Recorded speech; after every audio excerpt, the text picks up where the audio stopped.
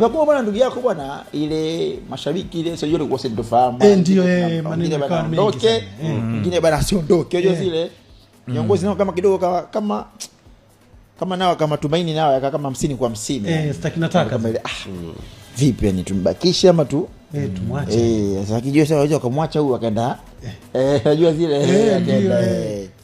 Sasa mwisho hapo kidogo naye akauasha mshikaji yani.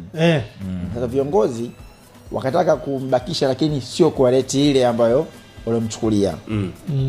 Unajua mwanzo walimchua waligaramika sana afu alisi kama wametumia gharama kubwa alafu hakupata kile ambacho rais kama walikitegemea.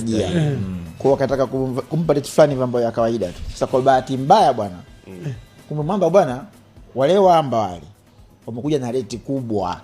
Acha masiara.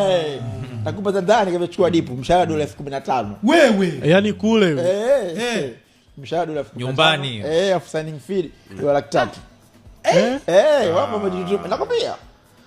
Bora si hatutegemei kwamba kule kuna mzigo huo.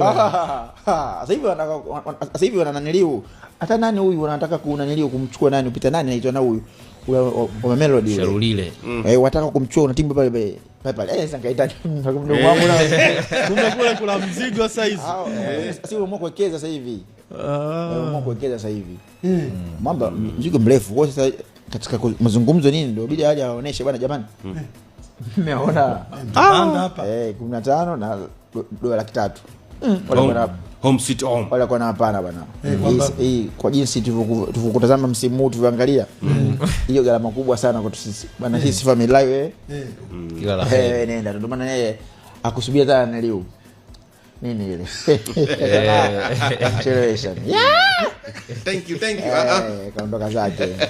Punga na mwingi sana umetoka wewe.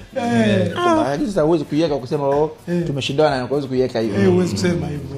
Yaani mazungumzo haya hawakushindana kwenye pesa. Isipokuwa kama kuna delay fulani ilifanyika. Sasa wakati wanataka tuanze sasa yule ndio anaonesha mpunga mezani. Mambo jamani mimi na ofa hapa hii nimeletewa hapa. Unaweza kufikia kumatch. Soma namna hii dola 15,000 mshahara. Kwa mawili uzidi ama umpele ile. Signing fee dola 300,000. Mambo utatoa dada. Kama ndugu yangu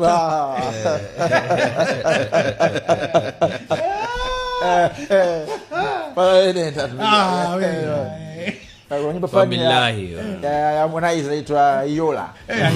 Sasa chorus inapiga ingawa kishingo upa ayo.